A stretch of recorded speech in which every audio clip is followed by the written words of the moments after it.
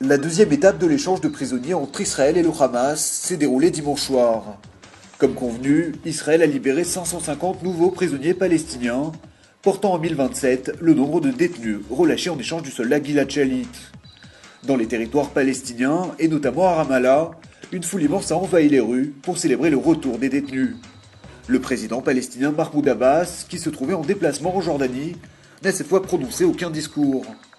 Parmi les prisonniers relâchés, une quarantaine ont rejoint la bande de Gaza via le point de passage de Kerem Shalom. Réagissant à cette libération, un porte-parole du Hamas a déclaré que l'accord Shalit était désormais achevé. Après 9 mois de violente répression, le pouvoir syrien afficherait-il des premiers signes de faiblesse? Ce lundi, Damas a accepté pour la première fois d'accueillir des observateurs de la Ligue arabe, une décision entérinée par écrit dans un document signé par le vice-ministre syrien des Affaires étrangères.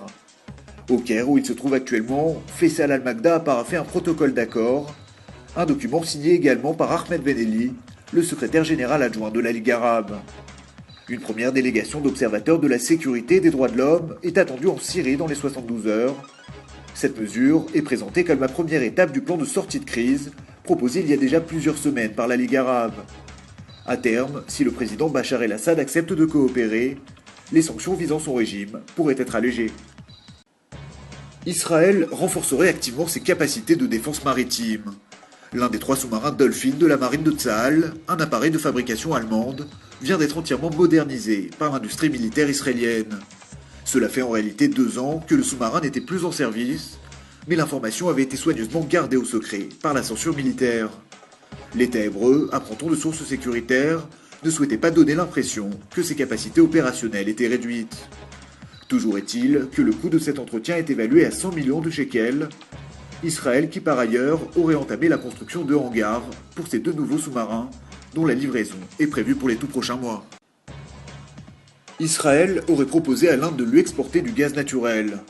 C'est ce que rapporte ce lundi le journal Economic Times. Preuve que l'affaire est en bonne voie, des négociations en vue d'un accord gazier auraient même été fixées entre Jérusalem et New Delhi. En janvier, le ministre indien des Affaires étrangères effectuera une visite en Israël afin de finaliser les modalités de ce qui est d'ores et déjà présenté comme un partenariat stratégique.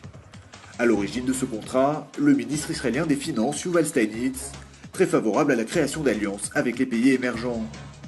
Autre élément décisif, la découverte du Léviathan, un immense gisement de gaz au large des côtes israéliennes. Au total, ce sont près de 16 milliards de mètres cubes qu'abriterait ce trésor sous-marin. Son exploration offshore, prévue pour 2013, devrait rapporter quelques 160 milliards de dollars aux autorités israéliennes. C'est officiel, la vie sera bientôt moins chère en Israël. Dimanche, à l'occasion du traditionnel Conseil des ministres, le gouvernement a entériné une série de mesures qui devraient faciliter le quotidien de nombreux Israéliens. Des mesures qui prennent en compte les recommandations de la commission Trachtenberg.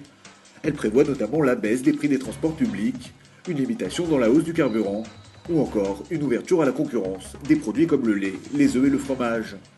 Conséquence, les taxes portuaires à Haïfa et Ashdod devraient diminuer. En revanche, toujours pas de coupe prévue dans le budget de la défense. Autant dire que la rue israélienne ne pourrait se satisfaire que moyennement de ces premières mesures.